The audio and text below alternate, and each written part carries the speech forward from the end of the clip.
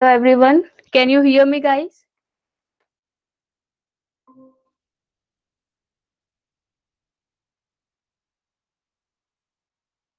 Am I audible to you guys? Please answer.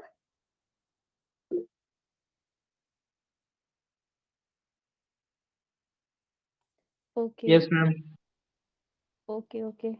So let's start today a new subject which is paleontology.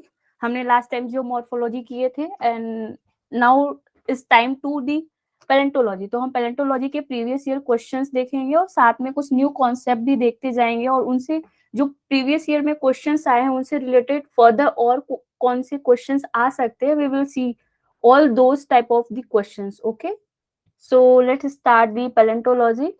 So the paleontology, basically we are going to study about the fossils. Okay, तो fossils basically वो क्या होते हैं, जो भी earth surface पे हमारे dig out करके जो निकालते हैं, जो भी रिमेन्स ऑफ द एनिमल्स हो या प्लांट हो या फिर कोई इनडायरेक्ट उनके एविडेंस हो या indirect evidence of the life हो, बेसिकली चाहे वो प्लांट्स के हो या एनिमल्स के हो। तो ऐसे जो भी मटेरियल्स होते हैं उनको हम कंसिडर करते हैं fossils. Okay, so basically palaeontology term इनको अगर हम सेपरेट करें, palaios means ancient, okay,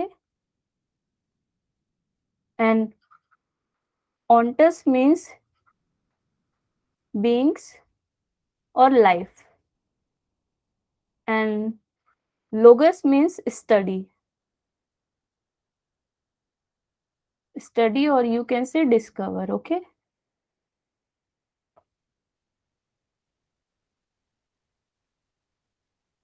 so means ancient life के बारे में जितने भी स्टडी या डिस्कवर करते हैं उन्हीं को हम बोलते हैं पैलियंटोलॉजी।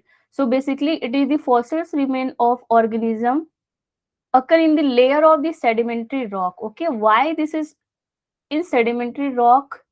ये ऐसा डेफिनेशन में सेडिमेंट्री रॉक ही क्यों लिखा है? एनीवन गाइस, कोई आइडिया?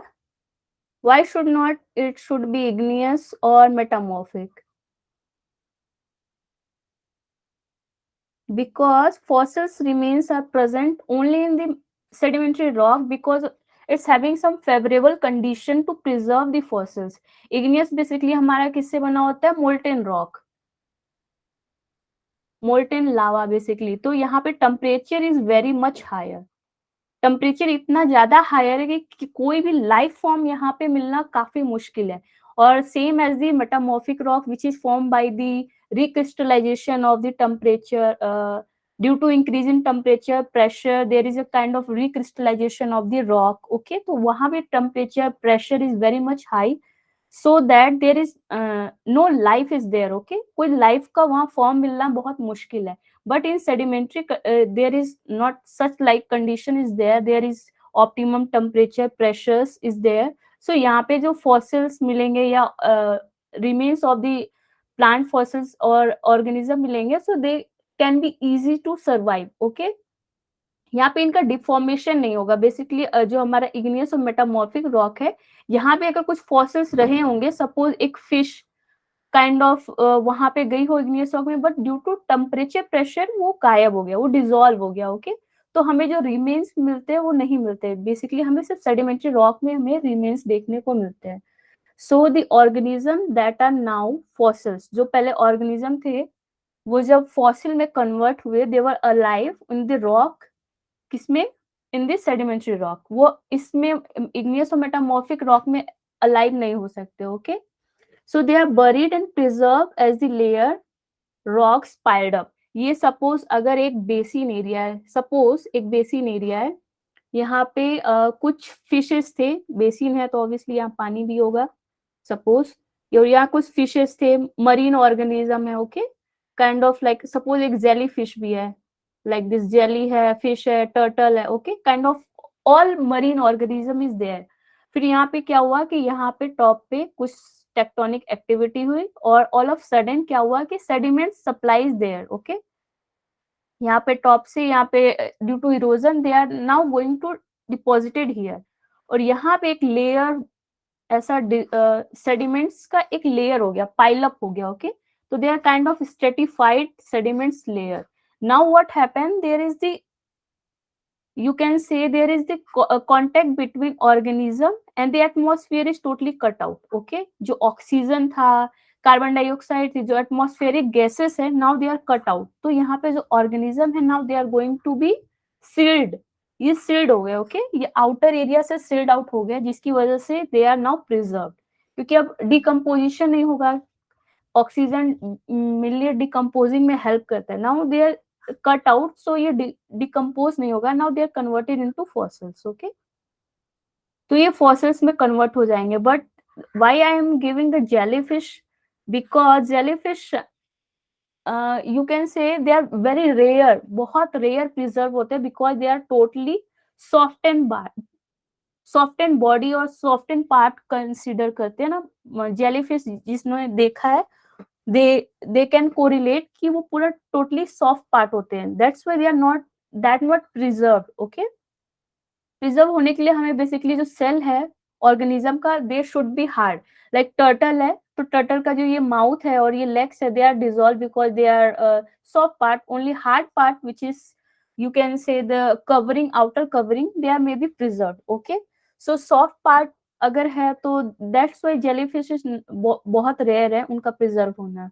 तो this is the process of the preservation of the fossils. Okay, so this is all about the palaeontology. Palaeontology में हम पढ़ते हैं मिली ऑर्गेनिज्म के बारे में, वो भी ancient organism. Okay, paleo means ancient. Okay, past life के बारे में हम पढ़ते हैं. So this is all about the paleontology. Okay, so paleontology, which is Greek word, again paleos means old or ancient. Okay, onta means being or life, or logos means study. And fossils range in size. Fossils generally दो type के होते हैं. First one is in microfossils and second one is mega fossils. Okay, नाम से समझ में आ रहा है, micro which is very tiny in nature. Okay, जो हम नेकेड आइट से नहीं दे सकते, जिसके लिए स्पेसिफिक हमको माइक्रोस्कोप में देखना पड़ता है. यू कैन सी यहाँ पे जो स्लाइड बनाते हैं जिसमें बहुत फाइनर सेडिमेंट्स, फाइनर फॉसिल्स होते हैं, लाइक फोरम्स वगैरह, उन्हें हम देखते हैं. Okay, these all are the micro fossils. And mega fossil, you can see this is the mega fossil which is visible to naked eyes. Okay, so there are two kind of the fossils, micro and mega fossils. Okay, range are basically not given, just visible through the naked eyes, and which is not visible through the naked eye, it is known as the microfossils, and another is megafossils. Okay, so one more terminology there, the plant pollen and spores. Okay, सो एक palaeontology में एक और branch आती है जिसको हम बोलते हैं palynology. Okay, you should remember this. Okay, palynology which is basically study of fossil of pollen and spore. Okay, so pollen spore क्या होता है? Basically the reproductive unit of the plants. Okay, reproductive units of plant. Okay, basically जो pollen जो germinate करते हैं, जो tip पे होते हैं. ओके, दैट शुड बी इनके जो फॉसिल्स होते हैं पोलन. अब ये सोचिए, तो माइक्रो हैं, और सम टाइम्स वो जो हमारा कार्बोनिफेरस पीरियड था, वहां पे जो ट्रीज की साइज थी वो देयर वर एक्सट्रीमली लार्ज, तो उनके साइज सपोज पोलन के इतने बड़े हो सकते हैं. Okay, so we are going to also study the pollen and pores, which is very much important also. Okay, so उनके fossils को जो हम study करते हैं उनको बोलते हैं palynology. So this kind of questions also ask. Okay, what is palynology? So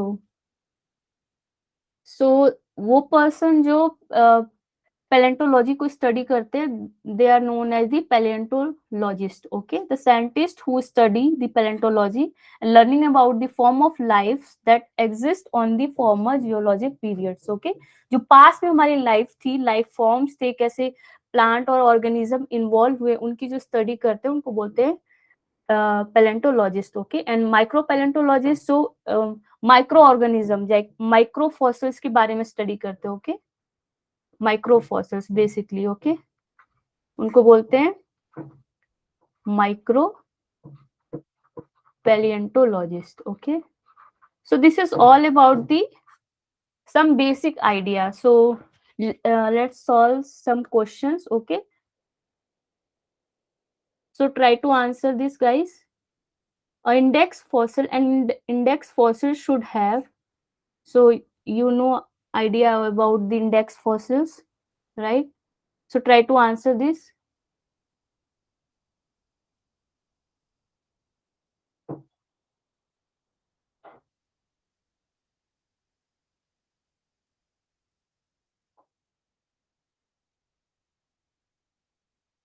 This is from IIT JAM 2022. Okay, last year में बहुत सारे क्वेश्चंस आए थे, 2020 में बहुत सारे क्वेश्चंस पैलेंटोलॉजी के थे. सो this is the one of those questions. Okay, index fossils. Suppose last time index fossil दिया है, may be it should B guide fossils, future में गाइड फॉसिल्स और मार्कर फॉसिल्स. ओके, ऐसे भी क्वेश्चंस पूछ सकते हैं. सो all threes are the same: index fossils, guide fossils, and marker fossils. All are the same.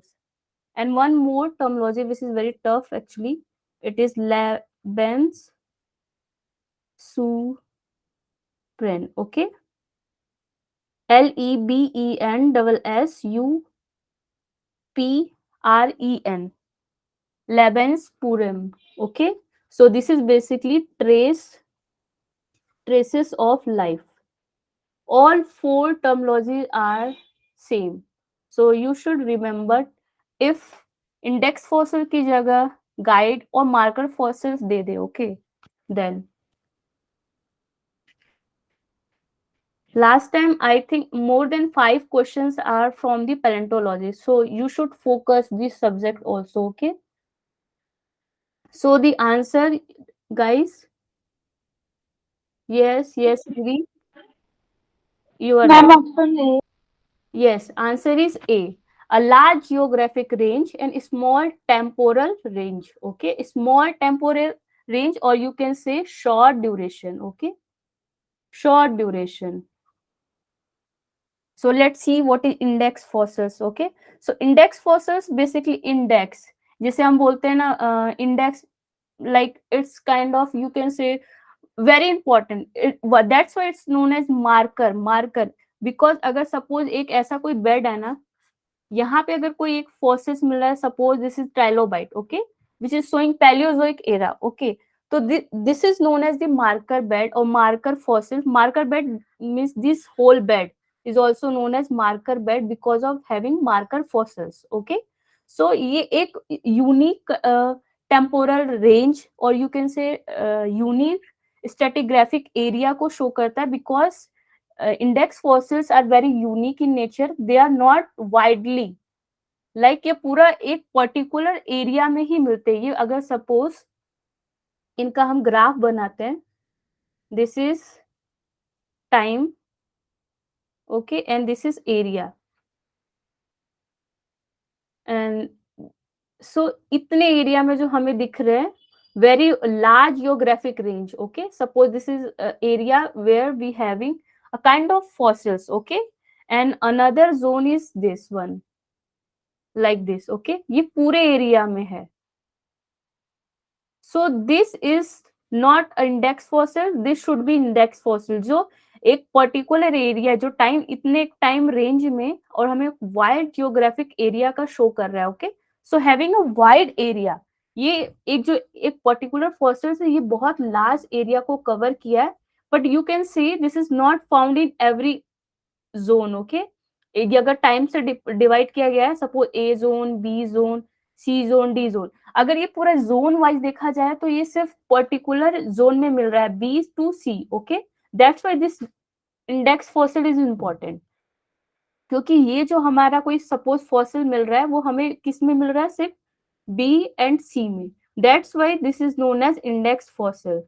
Index basically unique, you can understand from this. बहुत unique type के forces मिल रहे हैं जो कोई पर्टिकुलर एरिया को डिफाइन कर रहे हैं. But this These fossils basically present in zone A B C D, तो इसका कोई सिग्निफिकेंस नहीं रहा. ओके, यू कैन से ये बहुत कॉमन है, तो इससे हम पर्टिकुलर एरिया को डिफाइन नहीं कर सकते because it's present in every area. Okay, every zone में मिल रहा है हमको A B C D, but this index fossils is considered only B and C. That's why this is known as index fossils. Okay, so this is large geographic range. Large है, yes, बहुत large है क्योंकि fast evolve कर रहे हैं, बहुत जल्दी spread हो गए, बट ये कुछ ही टाइम के लिए हुए. Okay, small temporal range, basically small duration, बहुत स्मॉल ड्यूरेशन में ही है. दैट्स व्हाई दिस इज, अगर सपोज ये लार्ज नहीं होता तो बहुत स्मॉल में कंसीडर होता. ओके, सपोज ये अगर फिर ये ग्राफ हम देखे तो अगर टाइम के according, time and this is area, और ये बहुत स्मॉल है तो हमें एक्सपोज कैसे होगा.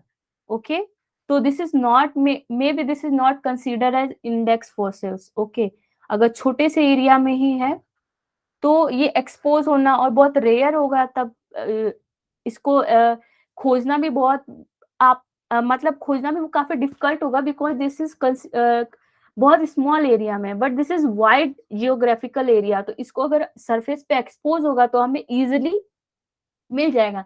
मे बी अगर ये सरफेस पे एक्सपोज हो और ये बहुत स्मॉल एरिया में है तो इसको हम आइडेंटिफाई करना भी काफी मुश्किल है. तो ये यहाँ पे लार्ज जियोग्राफिक एरिया जैसे स्मॉल है, तो यू शुड रिमेम्बर यहाँ पे लार्ज होना बहुत जरूरी है. ओके, और small temporal means short durations. Okay, so this is index fossils. So again, what is fossil? This is the relic or remnant of the ancient. हमेशा ancient word use होगा. Okay, paleontology basically study about the past of ancient. Okay, so ancient animal and plants that have preserved inside the rock by natural process. This one is very much important. By natural process से ही होगा. Okay, suppose अगर हम कोई past life में कुछ dig out कर देते हैं लोग, कुछ लोग कैप्सूल बनाते हैं, राइट. अगर कुछ डीप करके डग करके अगर हम कोई कैप्सूल लाइक चीजें रख दे, लेकिन वो फ्यूचर में अगर काफी टाइम बाद, उसको हम फॉसिल कंसीडर नहीं कर सकते because this is done by man made. Okay, but which is preserve by natural process. यही अगर हमारा बेसिन में कोई फॉसिल्स होता और प्रिजर्व हो जाता और नेचुरली होता, that should be known as the fossils. And fossils also should be organism only. Okay, like natural, चाहे वो प्लांट हो या एनिमल हो या उनके ट्रेसेस हो, इनडायरेक्ट ट्रेसेस, लाइक उनसे कोई रिलेशन हो उस चीज का, तो ही हम उसे फॉसिल्स कंसीडर करेंगे. ओके, वो नॉन लिविंग नहीं होना चाहिए. ओके, सो इनके कुछ क्राइटेरिया होते हैं बेसिकली फॉसिल्स के. सो यहाँ there is two kind of the fossils is there. First one is the body fossil, as the name suggests, body means whole body is preserved. Okay, and traces basically indirect. This is imprints. Okay, imprint or you can say impression. And this is whole body is preserved in, like इसमें क्या क्या हमें मिलेंगे, freezing, petrification and per mineralizations. Okay, इसमें क्या होगा कि like whole body is preserve, चाहे वो इनके थ्रू हो, but trace fossils is there, indirect sign of the life. Okay, indirect कोई अगर जो हमारा suppose this is the upper surface, basically ये हमें मिलेंगे trace fossil found at the upper surface. Okay, maybe they are overturn, अगर कोई tectonic activity हुई और suppose this is the upper surface और they may be overturn. Okay, overturn तो ये बीनीथ चले गए, लेकिन the trace forces are generally not in every cases they are found at the upper surface. Okay, तो basically क्या होगा कि this is indirect sign.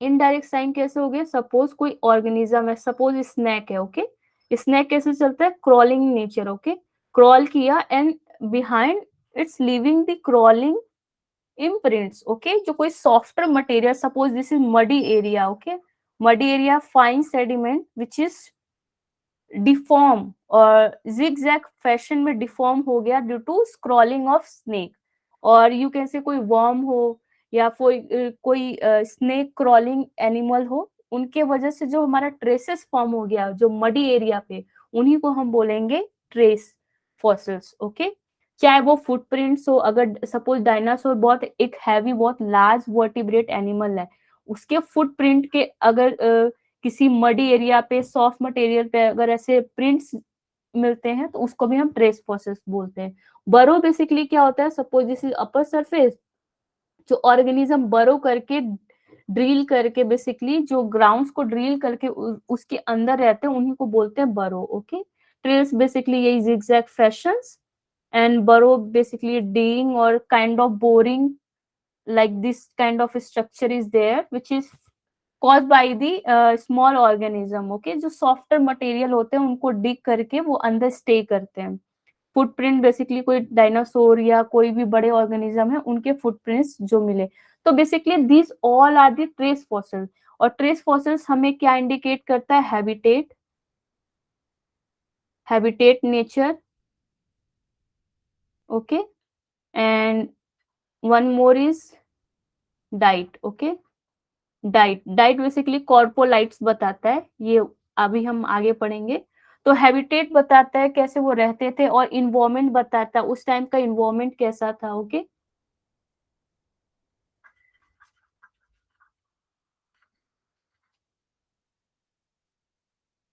So that's why trace fossils are very much important, क्योंकि हम इससे कुछ चीजें predict कर सकते हैं कि हमारा पास्ट लाइफ कैसा हुआ करता था। ओके, क्लाइमेट, क्लाइमेट कैसा था, उस कंडीशन में वो ऑर्गेनिज्म कैसे सरवाइव करते थे, ये सारी चीजें हमको ट्रेस फॉसिल से मिलती है। Okay, so this is all about index fossils. You should note down those terminology, marker and guide fossils। okay, so index fossils के ये हमारे जो कुछ facts हैं which is very much important। so first one is the independence of their environment, जो हमारा हमने देखा था, जो हमारे ये एरिया था, this is time and this is area. Okay, जो largely and small temporal range cover कर रहे थे, दे आर इंडिपेंडेंट, इंडिपेंडेंट बहुत बहुत फास्ट इवॉल्व होते हैं। Okay, they are fast evolving, अगर फास्ट नहीं होंगे तो obviously they are cons, they are just in small area which is not very much useful. Okay, so they are geographically widespread, fast evolving, abundant, easy to preserve, and that's why they are wide in nature and easy to identify। This one is also important। अगर identified की बहुत easily हो जाएगा तो हमें वो zone को पहचानने में बहुत इजी होगा। Okay, so let's wrote down the some importance point related to the index fossils। okay, so for example like brachiopods, so brachiopods is also considered as the index fossils, so they are found in the late Paleozoic area। okay, late Paleozoic basically Silurian।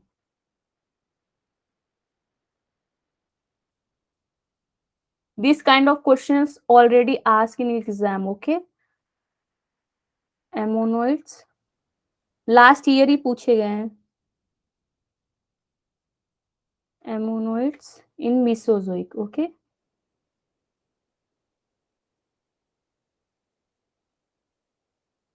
trilobite, Paleozoic, gastropods in Cenozoic।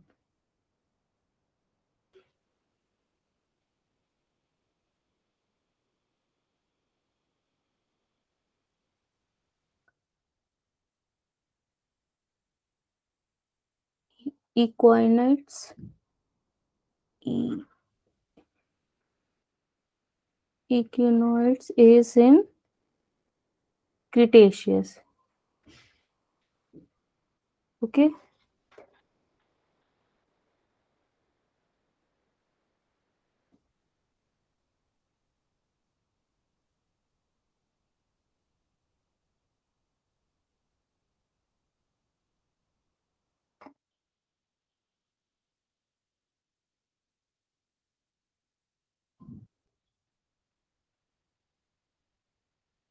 Guys, done?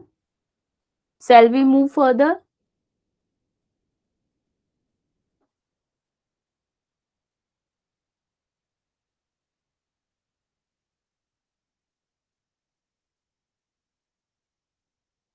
Okay. You can take a screenshot also, okay? So, this is now come to the trace fossils. Okay, trace fossil basically हमें क्या बताता है? Evidence of the activity, जो हमने देखा था कि वो एक्टिविटी बताते कैसे वो ऑर्गेनिज्म जो हमारे पास लाइफ के थे वो उनकी एक्टिविटीज बताता है, और which is preserve on the muddy area और you can say softer sediments. Okay, so fossilized footprints is trace fossils. And basically ये वेरी फाइन सेडिमेंट्स में, fine grain sediments like sedimentary rock में इनके trails, tracks और footprints are preserved. Okay, so this is also known as the ichnofossils. Okay, you should add here one more is ichnofossils.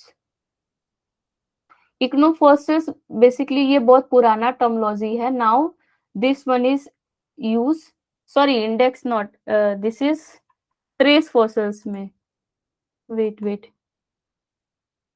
ये यहाँ नहीं होगा. This is index fossils here. Trace fossils and ichnofossils are both are the same things. Okay, ichnofossils basically ये बहुत पुराना terminology है. Trace fossil is newer one. So अब सिर्फ ट्रेस फॉसिल वर्ड यूज करते. Ichnofossils now outdated. Okay, so ichnofossils और trace fossils which is showing the evidence of the activity of the organism, उनके activity preserve होता है जो upper surface पे, उन्हीं को हम ट्रे और इक्नोफोसिल्स बोलते हैं. ओके, इनडायरेक्ट और direct evidence of the life जो प्रिजर्व होती है उन्हीं को हम ट्रेस फॉसिल्स बोलते हैं. सो बेसिकली इनके trails, footprints, all these are. और इससे हमें पता क्या चलता है? प्री हिस्टोरिक ऑर्गेनिज्म के साइज. ओके, सपोज अगर ये इतना बड़ा फुटप्रिंट है तो हम उनके फुटप्रिंट से उनके साइज का डिपेंड आइडिया लगा सकते हैं कि अगर सपोज ये स्मॉलर फुटप्रिंट है और एक बहुत बड़ा फुटप्रिंट है तो इससे हम आइडिया लगा सकते हैं कि ऑर्गेनिज्म की साइज क्या रही होगी. और बेसिकली डाइट हमें पता चलता है इन दो के थ्रू, कॉर्पोलाइट्स और गैस्ट्रोलिथ के वजह से डाइट पता चलता है. सो एंड इन्वायरमेंट पता चलता है एंड बिहेवियर, उनके बिहेवियर, क्रॉलिंग और क्रीपिंग नेचर कैसे थे, कैसे क्रॉल करते थे, कैसे एक्टिविटी थे, तो ये हमारा ट्रेस और इक्नोफॉसिल्स के थ्रू पता चलता है. Okay, and diet is consider और you can say we are going to take idea of the diet is basically from the corpolates and gastrolite. Okay, corpolate basically excretory material of higher vertebrates. basically वो जो कुछ खाते थे, वो जो potty होता था उनका, उन्हीं को हम कॉर्पोलाइट्स बोलते थे. ओके, तो विच इज एक्सक्रीटरी मटेरियल. तो basically higher vertebrates like dinosaur, उनके जो पॉटी होते थे या एक्सक्रीटरी प्रोडक्ट होते थे वो जो फॉसिलाइज्ड हो जाते थे, ओके, उनको हम बोलते थे coprolites. And gastrolith basically the faecal pellets of invertebrate, जो स्मॉलर ऑर्गेनिज्म है उनके जो फीकल मैटर्स हैं वो जो फॉसिलाइज हो जाए उनको बोलते हैं gastrolith. Okay, so guys, you not confuse between corpolites and gastrolith. Okay, basically corpolites is for the higher vertebrate and gastrolith is also, both are the fecal matters is there, but this is the invertebrates and here vertebrates. Okay, corpolites and gastrolith. So these points are also very much important. Trace fossils and behavior patterns. Okay, ये इनके कैसे trace fossils, basically we know their activity is showing through the trace fossil. तो इनके impression किस किस form में मिल रहे हैं, ये कुछ बहुत important traces fossil के behavior pattern है, we should remember also. Okay, Rapichinia basically crawling impression. You can see in this image, you can see this is the crawling. Okay, so basically this is crawling like features. So this is Rapichinia, crawling impressions. जो crawling करते हुए कोई impression हमें दिखेगा as a trace fossil, that will be known as the Rapichinia. And Cubichinia basically resting impression, कोई organism, एक suppose एक कोई स्ट्रेटा है, यहाँ पे कोई ऑर्गेनिज्म रेस्ट कर रहा है। अब ऐसे बहुत सारे organism like hibernation process is there, जिसमें वो लोग 6 मंथ, 1 ईयर्स, 2 ईयर्स के लिए वो रेस्ट करते हैं, सो जाते हैं। ओके, तो वो जिस एरिया में सोते हैं या वहां पे कोई कोई इंप्रेशन उनके रेस्टिंग ड्यूरेशन के टाइम कोई ऐसा इंप्रेशन फॉर्म होता है, उन्हीं को हम बोलते हैं cubichnia. Okay, which is showing resting impressions. Okay, you can see यहाँ पे हमारा क्यूबिचीनिया है, here they are showing resting impression, वो रेस्ट किए और kind of impression is there, so this will be cubichenia and Pachychenia is the feeder at the surface, कोई surface पे feed कर रहा है एंड उसके इंप्रेशंस फॉर्म हो गए, उसी को हम बोलेंगे Pachychenia। And Foodicinia you can correlate with FF, feeding traces. Okay, feeding के ट्रेसेस है। ओके, कोई ट्रेसेस हमें मिल रहा, यू कैन सी हियर फ्यूडिचिनिया, कोई ट्रेसेस पे हमें ऐसा ऐसा कोई ट्रेसेस मिल रहा है सरफेस पे, उसको हम बोलेंगे fugichnia. Okay, fugichnia which is escaping structure. Okay, suppose कोई एक ऑर्गेनिज्म ऐसे बेसिन एरिया में था, ऑल ऑफ सडन यहाँ पे क्या हुआ, सेडिमेंट्स हो गए, सेडिमेंट्स के नीचे वो दब गया। ओके, बेसिकली ऐसे दब गया। Now the organism is behind this, वो स्केप करने के लिए एक ऐसा स्ट्रक्चर फॉर्म करेगा to come out from this upper surface. Okay, surface पे आने के लिए कोई ऐसा एक्टिविटी करेगा, तो this kind of this tube like structure, you can say tube like structure, जो ऊपर की तरफ आने के लिए to escape from this sediments. Okay, तो उसको बोलेंगे fugichnia, escape structure like this. Okay, ऊपर की तरफ आने की कोशिश करेगा, so this will be escape structure. अगर आप ये सब भूल जाओ तो बस इतना याद रखना कि ट्रेस फॉसिल्स में हमारे ये टाइप्स हैं। Okay, maybe match the following में ऐसे क्वेश्चंस पूछ लें। Okay, which one is body fossils, which one is trace fossils, और example is there. Okay, so let's solve these questions. Okay, the fossils which have limited geographical range but they are very wide geographical range, the same question is repeating. Okay,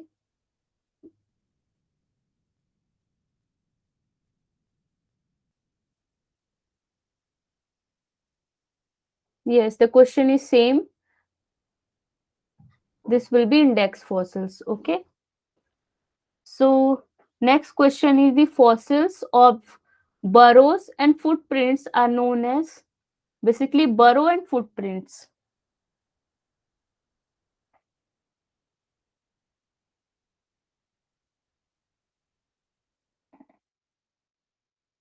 Yes, it should be trace fossils. Okay, अगर यहाँ पे excretory word is there तो it should be coprolites. Okay, but they're asking about the burrow and footprints, so that should be trace fossils. This one is from 2022 jam. The index fossils of brachiopods, okay, are very important during, अभी हमने देखा guys, yes yes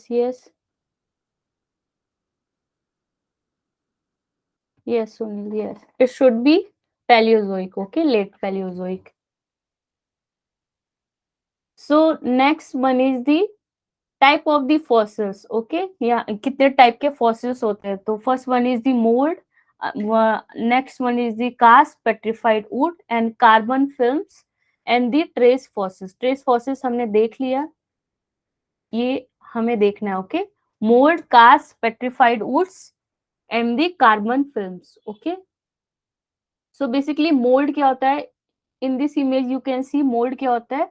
basically अगर suppose एक trilobites है, this mould of the trilobites, ये trilobite का mould है। Okay, suppose कोई एक मडी एरिया है which is very fine sediments, यहाँ पे kind of the trilobites is there. Okay, trilobite था यहाँ पे, ट्राइलोबाइट के सो,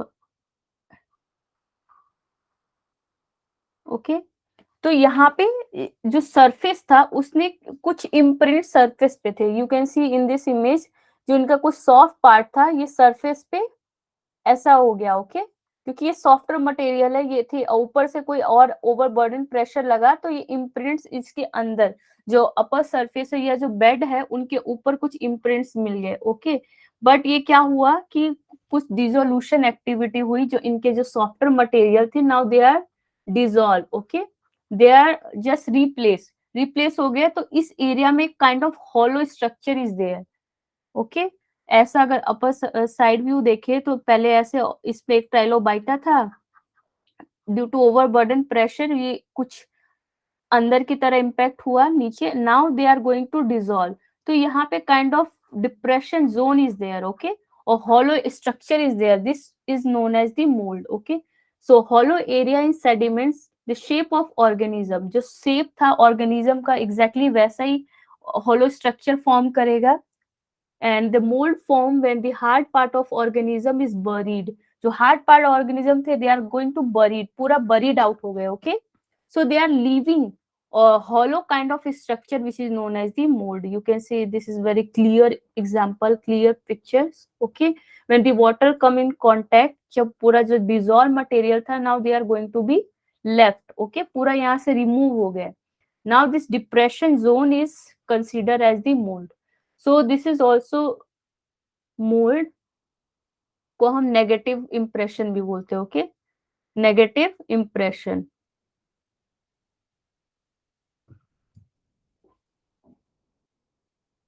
okay, impression you can remember from the m for minus और नेगेटिव, ओके, क्योंकि कास्ट में भी sometime we are going to confuse, cast positive होता है and mold is negative, m for minus, m for negative, okay, impressions. So this is mold. Now come to the cast. तो basically cast just opposite to the mould होता है, okay, जो हमारा ये depression zone form हुआ, जो हमारा एक काइंड ऑफ दिस जो हॉलो एरिया फॉर्म हुआ, अब क्या होगा कि इसमें कोई एक नया सेडिमेंट इज देयर, ओके, नया सेडिमेंट ड्यू टू रिप्लेसमेंट और ड्यू टू डिसोल्यूशन एक्टिविटी कहीं और से डिसोल्यूशन होके यहाँ पे आया, now they are going to settle down here, okay, जो इस एरिया में सेटल हुए now this will be known as cast, और ये जो मोल्ड जो हॉलो स्ट्रक्चर था that will be mold, okay.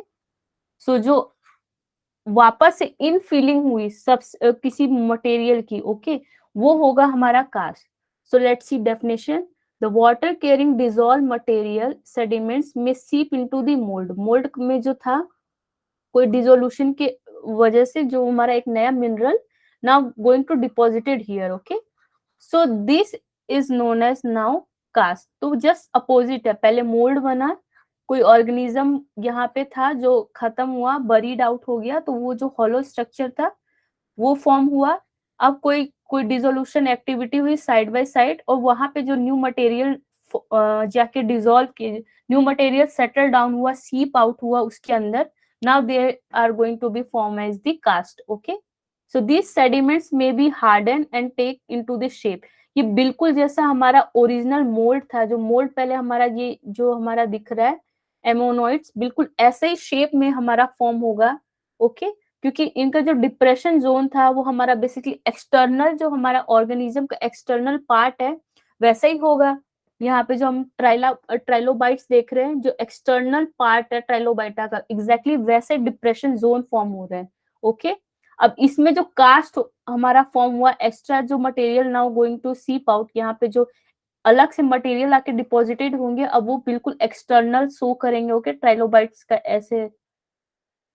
तो they are showing the external और ऑर्नामेंटेशन ऑफ द ऑर्गेनिज्म, जो ऑर्नामेंटेशन बेसिकली जो आउटर स्ट्रक्चर है ऑर्गेनिज्म का वो बिल्कुल वैसा ही शो करेंगे, okay.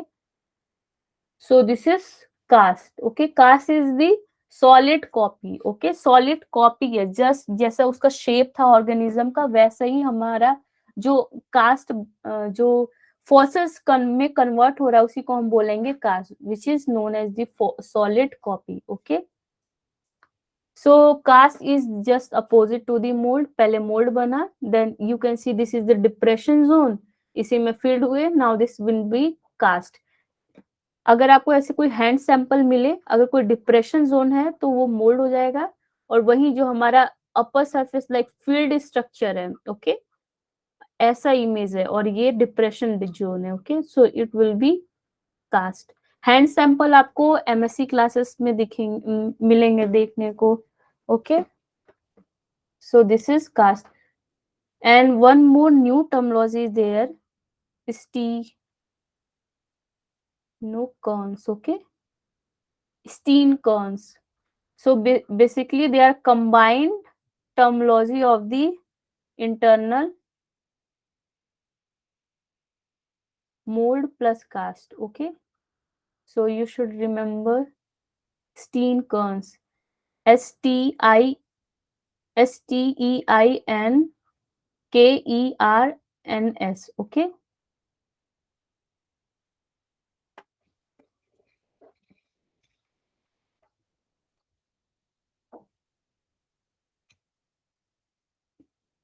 So this is petrified wood. Petrified wood basically क्या हुआ, suppose this is the wood, कोई wood मटेरियल था, वहां पे क्या हुआ, जस्ट रिप्लेसमेंट, जो यहाँ पे ऑर्गेनिक मटेरियल था पहले, original organic material is now replace, totally replace हो गया ऑर्गेनिक से, इनऑर्गेनिक से, ओके। इनऑर्गेनिक में बेसिकली सिलिका, सिलिका से जो पूरा रिप्लेस हो गया उन्हीं को बोलेंगे petrified wood, okay. So petrified wood are basically the fossils in which minerals are replace all part of the organism, ये पूरा ही रिप्लेस कर दिया। Now this is, you can say stone, अब ये वुड नहीं रहा, okay, but they are in this form of the wood, बिल्कुल जो वुड का था एग्जैक्टली ये वुड जैसा ही रिजेंबल हो रहा है, because they are very slow process. यहाँ जो मॉलिक्यूल्स टू मॉलिक्यूल्स रिप्लेसमेंट हो रहा है, ओके, सिलिका इसके अंदर जा रहा है, और जो ओरिजिनल हमारा ऑर्गेनिक मटेरियल था वुड का, now they are going to removed by the inorganic material, okay. So ये बिल्कुल जैसा था एज इट इज प्रिजर्व हो रहा है, और ये बहुत स्लो प्रोसेस है, इन फिलिंग हो रहा है इनऑर्गेनिक मटेरियल का, तो इनको बोलेंगे petrified wood, okay. So this one is the carbon film, इससे एक रिलेटेड क्वेश्चंस भी है, what is carbon film. Basically क्या होता है कि जो हमारा कोई ऑर्गेनिज्म है, दे आर कंटेनिंग कार्बन, और वो अगर किसी, सपोज एक कोई बेड है और उसके ऊपर से एक और सेडिमेंटेशन हुआ और एक और बेड आ गया, ओके, तो यहाँ पे जो हमारा ऑर्गेनिक मटेरियल था, सपोज एक फ्लावर लाइक दिस, ओके, तो now they are going to be, बहुत एक्सट्रीम प्रेशर लग रहा है, और यहाँ पे क्या हुआ कि ये जो इनका मटेरियल था, now they are going to evaporate, और you can say converted into gases, बहुत ओवरबर्डन प्रेशर की वजह से now they are going to dissolve, only carbon is left, okay, the gases are now trapped in the sediments, okay, so now they are forming this kind of the structure, you can say this is known as carbon film. Why film is there? Because they are very thin, जैसे हम film बोलते हैं ना, film like structure, very thin, okay, so that's why this is known as carbon film, you can say this is very thin, this is very thin like this, okay.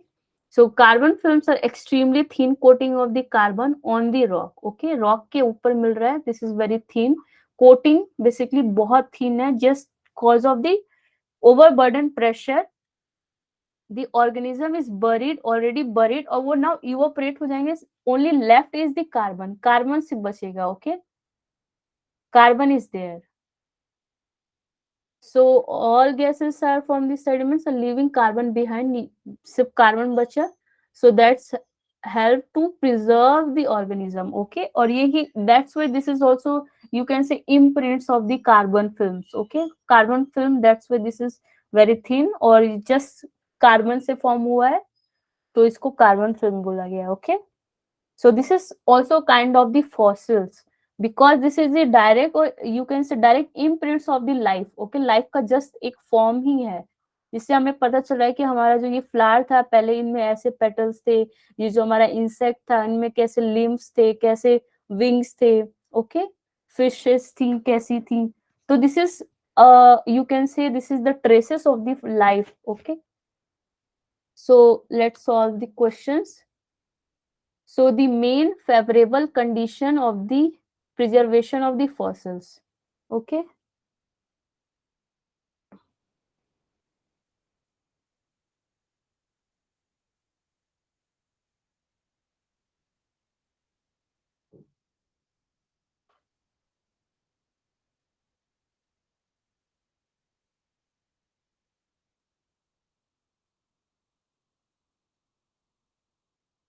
Basically it's asking favourable conditions, okay, किसी preservation life के लिए, किसी organism के लिए particular area में ऐसे कौन से कंडीशन होंगे कि which is good for the preservation of the fossils, okay.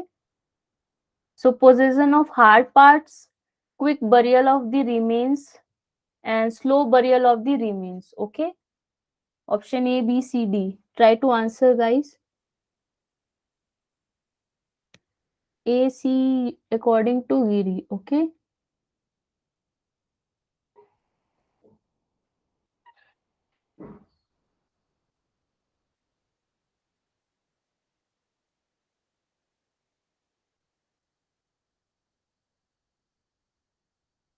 Ranjan C. Anyone? Sunil?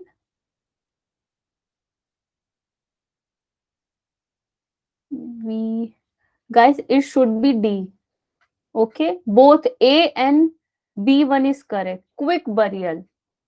I show you image. Quick burial क्यों बोला गया है? Okay, you can see in this image. Okay, quick burial. Okay, let's see the first point. Hard part, why we need hard part? Because soft part totally dissolve out. Okay, preservation जो कोई अगर कोई बहुत अच्छा hard part consider, कोई organism के बहुत सारे हार्ड पार्ट है तो they are going to be very high quality of the fossils. Okay, soft material basically dissolve हो जाएंगे. सपोज अगर ये जेलीफिश हमारा ऐसा होता है तो they all are going to be dissolve. But कोई ऑर्गेनिज्म का like trilobites which is having exoskeleton, okay, which is very hard in nature, तो ये बहुत अच्छा ट्राइलोबाइटा, बहुत अच्छा एक प्रिजर्वेशन होगा because it's consider it's having hard part. Okay, तो हार्ड पार्ट इसमें नो डाउट हार्ड पार्ट होना बहुत जरूरी है to be become a fossils. Okay, and quick burial, why quick burial not slow burial? Okay, suppose again this is a depression zone is there, यहाँ पे कोई organism leave कर रहा है. ओके, प्रिजर्वेशन होने के लिए क्या हमें चाहिए? एक तो कांटेक्ट फ्रॉम एटमॉस्फेयर. ओके, तुरंत कट आउट होना चाहिए, ये होना ही नहीं चाहिए. और वो कब होगा? जब क्विक बरियल होगा. क्यों कांटेक्ट नहीं होना चाहिए? बिकॉज अगर कांटेक्ट से होगा ऑर्गेनिज्म, अगर वो डेड किया और कांटेक्ट से एटमॉस्फेयर से still they are contacting with the atmosphere, now they are going to decompose, right. अगर कोई एटमॉस्फेयर में कोई अगर सपोज ऑर्गेनिज्म की डेथ हुई तो वो लाइक 24 आवर्स में डिकेइंग स्टार्ट हो जाता है. ओके, तो नेक्स्ट फ्यू 2 और 3 डेज में तो पूरा ही सड़ जाएगा. Okay, so for the preservation of the fossil we need quick burial. तुरंत ही अगर प्रिजर्वेशन हो जाएगा तो एटमॉस्फेरिक CO2 से कांटेक्ट में नहीं रहेगा. ओके, जब कांटेक्ट में नहीं रहेगा तो उसका decaying process is very slow, और वो as it is may be as it is भी वो ऐसा प्रिजर्व हो सकता है बिकॉज क्योंकि उसको डिकम्पोज का टाइम नहीं मिला. Okay, so they are showing very high quality of the fossils. Okay, क्योंकि डिकम्पोजिशन प्रोसेस ही नहीं हुआ ना. So that's why we need quick burial. Quick burial means जितना ही sedimentation process, may be it's through the tectonic activity, क्योंकि nature में कुछ भी फास्ट नहीं होता ना. बहुत like it's need some all of sudden tectonic activity like orogeny और you can say landslides और earthquake हुआ साइड बाय साइड, और यहाँ से सेडिमेंट सप्लाई बहुत ज्यादा हाई हो गया, कोई बेसिन एरिया फॉर्म हुआ और वहां पे जब क्विक बरियल हुआ सेडिमेंट्स आर देयर. और दूसरा बहुत अच्छा एग्जांपल होता है marine. So marine is the most favourable condition, ये क्वेश्चन पूछा है already. So marine is most favourable condition for the preservation of the fossil. Why this is so? Let's C. Suppose एक अगेन एक area है यहाँ पे, this is the water area, marine, marine basically यहाँ पे बहुत सारे फिशेस हैं और मरीन ऑर्गेनिज्म है, okay. So already they are not contact with the atmosphere, और यहाँ पे जब कोई ऊपर से सेडिमेंट्स आया, सेडिमेंट सप्लाई आया ड्यू टू टेक्टोनिक एक्टिविटी, और यहाँ पे कोई भी सेडिमेंट सप्लाई आया, now they are going to dead because atmosphere से कनेक्शन उनका टूट गया, तो और now they are going to settle down at the bottom layer, okay, bottom layer पे सेटल डाउन हो गए, now they are contact, the atmosphere भी कट आउट है तो बहुत अच्छा प्रिजर्व होंगे, डिकम्पोज नहीं होंगे और क्विक बरियल भी हो गया, तो so that should be favorable for the preservation of the fossils, okay, so this is the best area, you can say most favorable condition, because ये सारे फैक्ट्स जो इंपॉर्टेंट थे वो सबको कवर कर रहा है, ओके। कांटेक्ट भी यहाँ पे नहीं है एटमॉस्फेयर से, क्विक बरियल भी हो गया, और मरीन ऑर्गेनिज्म है, तो now they are going to well preserve, क्योंकि यहाँ जो बॉटम में सारे सेटल डाउन हो जाएंगे वो बहुत अच्छे तरीके से वेल प्रिजर्व होंगे, okay. So these 2 points is most important, hard part consist करना चाहिए और क्विक बरियल होना चाहिए, okay. Guys, any confusion is there in these 2 points? Sunil, Giri, Malik, Bises, koi doubt? Okay. So next question is not R. This is coprolites. Okay. Coprolite.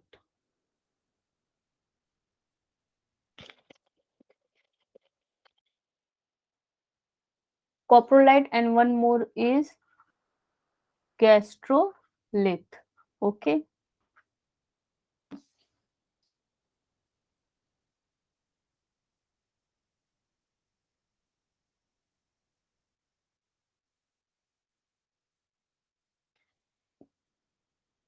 Yes, yes, guys. This should be fossil fecal pellets of the ancient organism. Okay. Ancient organism के जो fecal petals हैं, pellets हैं, not petals, fecal pellets हैं basically, उन्हीं को हम बोलेंगे corpolites. Okay. Coprolites or gastrolith. Okay. The footprints are made by the ancient animal and preserved as the fossils. Okay. जो fossils हैं, like they are ancient footprints, basically footprints की बात हो रही है, okay. So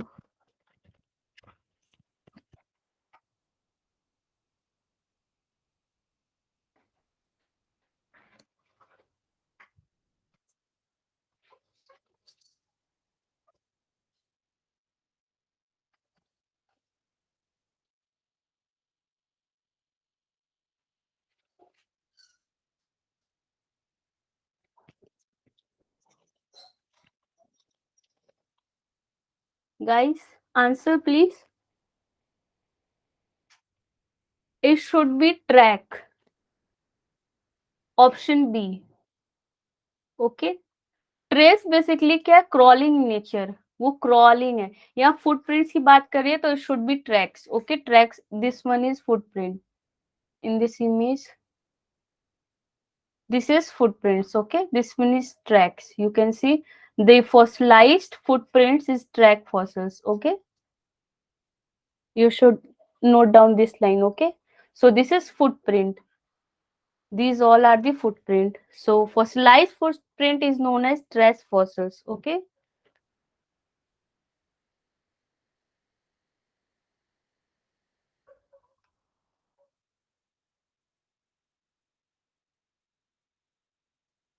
Okay, so let's see. Animal like insect and spider are often encased. Encased means enclosed, okay? Enclosed. This is also kind of preservation of the fossils, okay? Basically, small insect और organism जो preserve होते हैं किस चीज में, okay, it should be amber, asphalt, ice और hard rock, hard rock तो नहीं होगा, यहाँ आइस भी नहीं है, okay.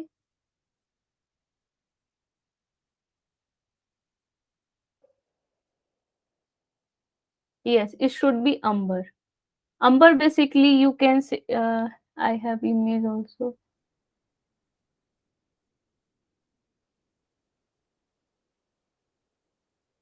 this one you can see this is amber. Okay, जो ट्रीज में बेसिकली निकलते हैं ना gum like structure, that will be known as amber. तो इनमें स्मॉल इंसेक्ट और स्पाइडर आर प्रिजर्व. ओके, और they are as it is in nature, जैसे थे वैसे ही प्रिजर्व हो जाते हैं. तो this is also a kind of the way of the preservation of the fossils. Okay, so this will be amber. और एसफल्ट और आइस में भी होते हैं, लाइक मैमथ. मैमथ में पूरा एक whole organism is preserve as it is. Okay, so but here spider और इंसेक्ट की बात हो रही है, तो it should be Ambar.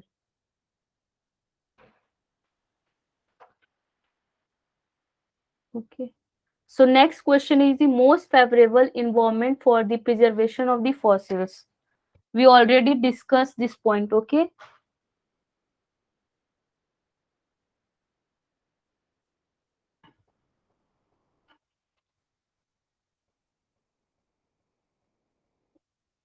Most favorable conditions, which is follow all type of the you can say the all type of the preservations, जो भी में हेल्प करे, ऐसे कौन से इन्वायरमेंट है यहाँ पे बहुत अच्छा प्रिजर्वेशन ऑफ फॉसिल्स हो. Okay, it should marine, lacustrine और फ्लूवियल और टेरेस्ट्रियल. टेरेस्ट्रियल इसमें सबसे लीस्ट होगा गाइस. ओके, टेरेस्ट्रियल बेसिकली जो हमारा टेरेस्ट्रियल जो अपर सरफेस पे जो भी रॉक फ्रेगमेंट्स होते हैं उनको टेरेस्ट्रियल बोलते हैं. फ्लूवियल बेसिकली जो रिवर से डिपोजिशन हो उनको फ्लूवियल बोलेंगे. Lacustrine basically come from the lake. Okay, lakes से जितने भी सेडिमेंटेशन होंगे उनको हम लैकोस्ट्रीन बोलेंगे. Marine basically sea kind of area. Okay, जो मरीन वाटर में प्रिजर्व हो ऐसे organism.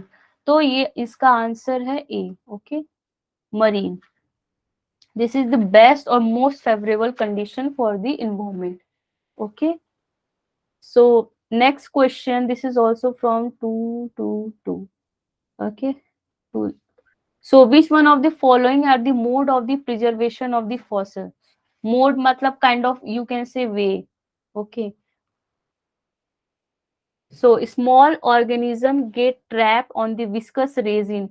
Amber basically kind of resin. Resin is gum. जो ट्री से गम और रेजिन निकलते हैं उन्हीं को बोलते हैं हम amber. Okay, all are the same. उसमें स्मॉल इंसेक्ट और spider basically are preserved. Okay, उसमें ट्रैप हो जाते हैं. So this is kind of transparent gummy area, gummy thing. Okay, which is created by the tree. Like pine tree देखा है guys, pine tree ऐसा kind of like this, उससे ये निकलता है अंबर.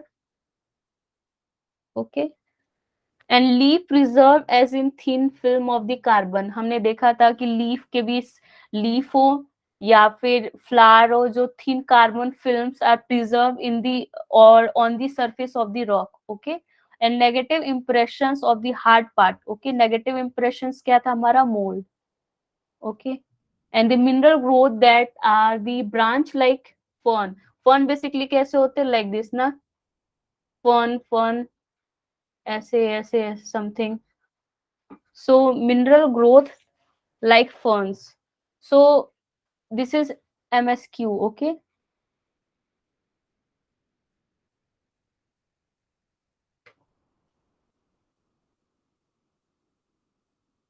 A B C according to Giri. Yes, you are right. Okay, except D, all are the correct. D, this is trace. This is not a kind of fossils. This is known as pseudo fossils. Okay, हमने स्टाइलोलाइट में देखा था, due to pressure dissolution like fern like structure is there. Okay, और you can say zigzag tooth like structure. तो ऐसे जो भी कोई ड्यू टू प्रेशर सोल्यूशन और due to dissolution they are kind of zigzag like fashion, जो फॉर्न like structure form करता है, दे मे रिजेंबल लाइक कोई ट्री का इम्प्रिंट्स है, but not, they are not a kind of fossils preservations. Okay, they are due to pressure solution और mineral growth. They are formed like they are resemble like the traces of the fossils, but they are not kind of the or evidence of the fossils. So all they are considered as the pseudo fossils. They are not a true fossils, they are just resemble, pseudo means basically होता है हमारा false, okay. So they are not a kind of fossils, they are resemble as the fossils, and they may be formed due to pressure solution, and here mineral growth, or due to dissolution, okay. So this kind of structure is formed due to, or somewhere also they are dendritic in nature, like this. They form also dendritic kind of structures, okay. Stylolite, basically one of the very much good example of this kind of structure, okay. So answer A, B, C. So this is basically the condition for the favorable for the preservation of the plant or animal, basically, okay. The organism should have the hard part, okay. Again I'm repeating this. And the remains should be covered quickly. Again, quick burial, okay. You should remember quick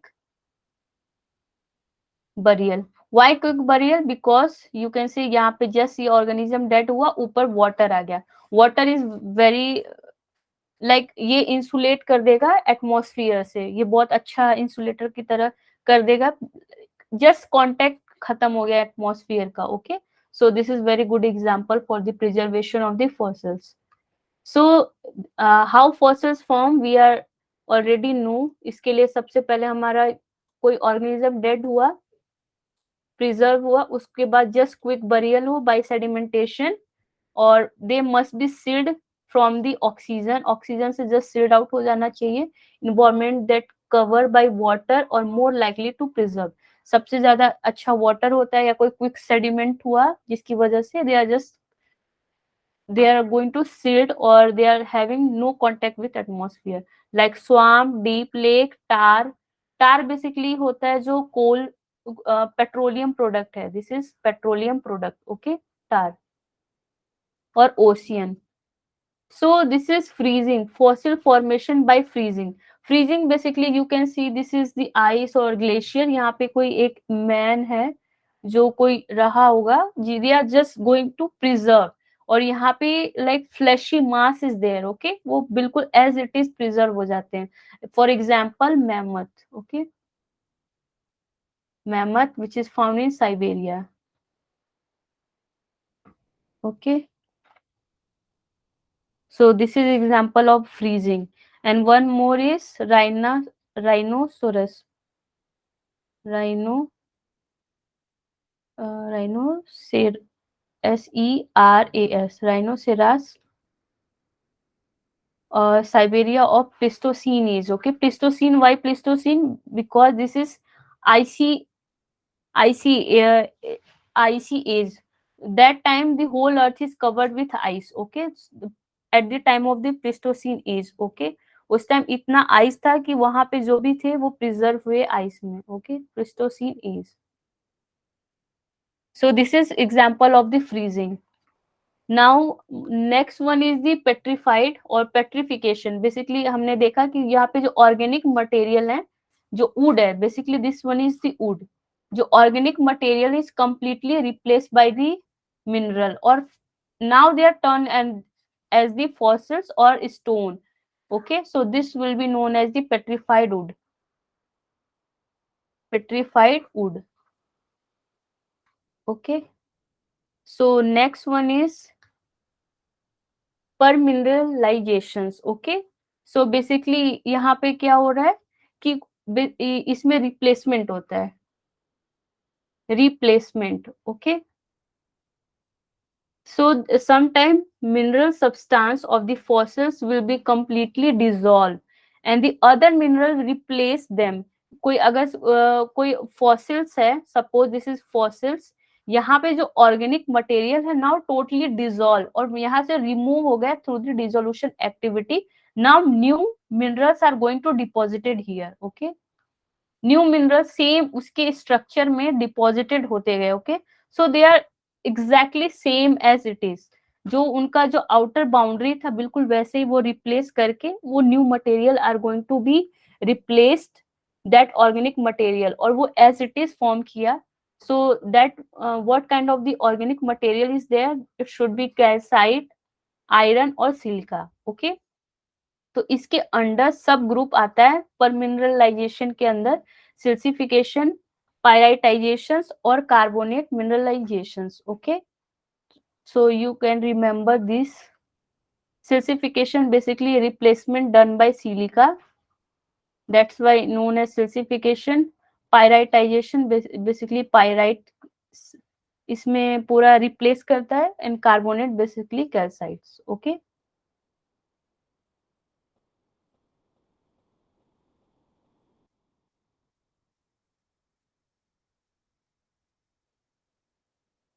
and this one is again example of silicification which is completely replaced by the silica, and this is wood. Okay,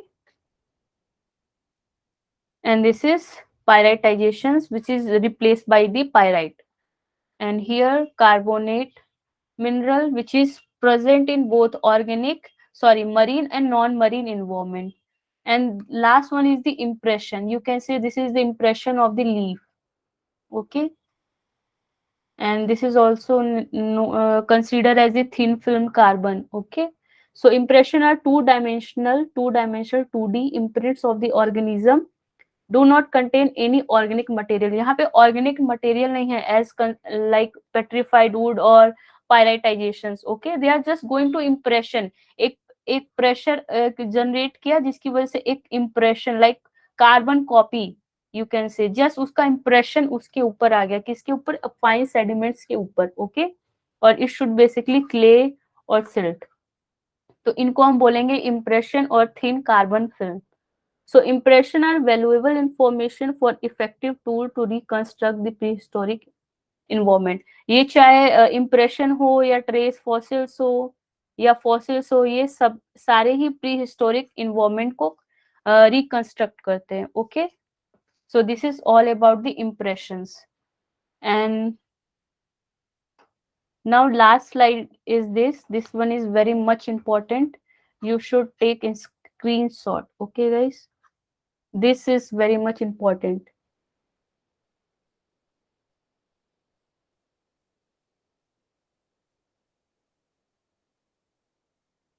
So basically, the animal can be grouped into invertebrate. Invertebrate basically without backbone. Okay, vertebrates which having the backbone. So they are basically these kind of the phylum. Phylum Protozoa, Porifera, Coelenterata, Bryozoa, Brachiopoda, Arthropoda, Molluscus, Echinodermata. Okay, so the question is generally asking about इस point से कैसे questions आते हैं. Like the one question is there, which phylum is belonging to the forams. Okay, Foraminifera किस phylum से belong करता है, and they are going to giving such options like Protozoa, Porifera, Bryozoa, Orthopoda. Okay, so we should remember forams, और forams basically short terminology है, जैसे हम इसको short में forams बोलते हैं. Okay, so foraminifers basically comes under the protozoa, and amoeba is also come under the protozoa. Okay, and porifera basically sponge. Okay, sponge ऐसा कुछ होता है like this. Okay, sponge is porifera. Coelenterata basically corals or jellyfish. Bryozoa basically हमारा mosses animal. Okay, brachiopoda like lamb cells, and orthopoda basically insect आता है, जो सबसे largest phylum है वो हमारा ऑर्थोपोडा है. ओके, सबसे लार्जेस्ट फाइलम ऑर्थोपोडा, जिसमें हमारा ट्राइलोबाइट्स सबसे सबसे अच्छा एग्जांपल हमारा ट्राइलोबाइट्स, लोबेस्टर बेसिकली केकड़ा. Okay, and shrimp, crabs, all are the category comes under the Orthopoda. Okay, and molluscus basically clams, snail, octopus, squid, nautilus, ammonoids. Okay, ammonoids हमारा subject में है, ट्राइलोबाइटा हमारा सब्जेक्ट में, ब्रैकियोपोडा है, and forums है. Okay, and this molluscus, ammonoids, nautilus and echinodermata, जिसमें हमारे starfish, sand dollar, sea urchins and crinoids and blastolites आता है. ओके, इससे क्वेश्चंस पूछे हुए हैं guys, you should remember. Protozoa में हमारा forums, amoeba. Okay, till now any doubt guys, anyone?